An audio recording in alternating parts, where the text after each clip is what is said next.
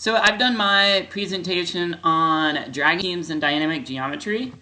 I'm going to look at 3 different articles, actually 4 different articles, 3 of which I'm going to talk about in this presentation. And then I'm going to do a short demonstration about the 4th article. First article, Morales and Gutierrez in 2000 did a study in Spain, and they found that there were a few different functions of dragging. The first was it allows students to look for properties, special cases, counterexamples that they could link to form a conjecture or make a justification. They also found that it provides them with immediate feedback that cannot be obtained if they're just using paper and pencil. And third, they found it lets students see as many examples as necessary in just a few seconds. Dr. Hollebrands, also at NC State, in 2007 did a research study, and she came up with 4 reasons why students use dragging. First, they might use it to test a construction. They might also use it to verify conjecture, or to observe behaviors of points under the drag mode. Or finally, they might use it to search for invariances.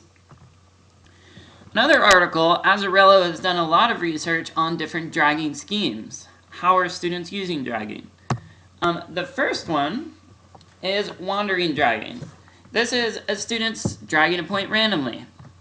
Also bound dragging. They're moving a semi-draggable point.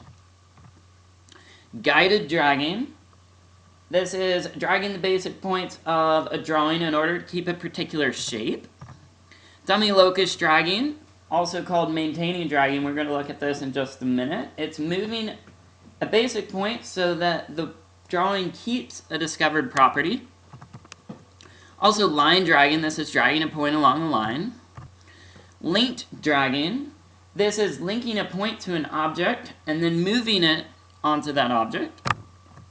And then finally, a lot of times students will use a lot of these to try to mess up a construction, and we call this a dragging test.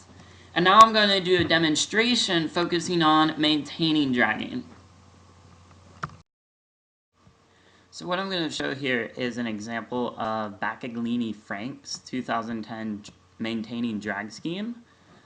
This is a drag scheme that she came up with to help students prove conjectures that they make with the assistance of dragging and dynamic geometry. So in the interest of time, I've already constructed the givens. We had points A, B, and C, a line through A and C, the parallel to this line through B, the perpendicular through that line through C, point D at the intersection of those 2 lines, and a line segment through A and B. I have hidden all the construction lines, and so therefore we have quadrilateral A, B, D, C. So what we're going to explore is under what conditions for point A will A, B, D, C be a rectangle. So I'm going to start dragging point A, try to make it a rectangle, and I'm going to say, okay, under what conditions, where's A going to keep this a rectangle? So it looks like if I drag A around in a circle, okay, that I am maintaining a rectangle. And so I'm going to say, under her model, the first thing you do is you choose an intentionally induced invariance. What this is I'm going to say I want A, B, D, C to be a rectangle, and that was given in the original exploration. I'm going to make a hypothesis of the existence of a path perceived by invariance-induced dragging. So what I'm going to do is I'm going to try to create a path when I drag A around that will keep the A, B, D, C a rectangle. So what I'm going to do is I'm going to say, okay, let's trace point A and then drag it around and see if my hypothesis of that path is correct. So I'm trying to keep A, B, D, C a rectangle. I'm dragging around.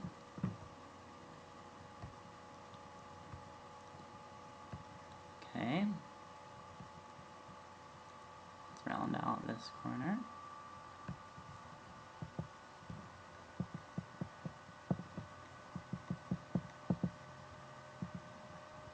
Oh, what's going on over here? Oh, there it is. Okay.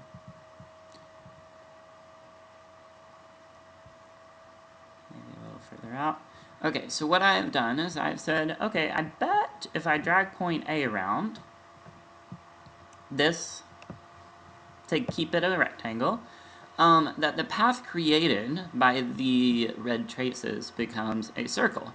So I've interpreted this path as a circle, and then I'm going to make a conditional link, and I'm going to say, what is it that has to do with the rectangle that creates a circle? And so I'm going to say, the quadrilateral ABDC is only a rectangle when point A is a circle with center at the intersection of the diagonals. Okay, and then I'm going to say, oh, I know a theorem that talks about the diagonal and an inscribed angle in a circle. And what it says is that if you have a diameter, I did not mean to move B. If you have a diameter, say BC, that the inscribed angle BAC as well as CDB will be right angles. And that's very helpful when we try to prove that something's a rectangle, because I could draw in the other diagonal and say that angle ABD and ACD are also right angles, therefore we have four right angles, and therefore it's a quadrilateral. So thus we have used the Bacalini-Frank maintaining drag scheme to try to prove that when A is dragged in a circular path, we create a rectangle, and then we can prove that by saying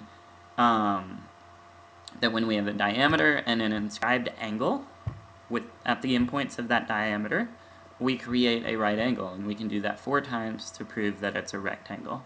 Therefore, we use dragging to help us prove a geometric theorem.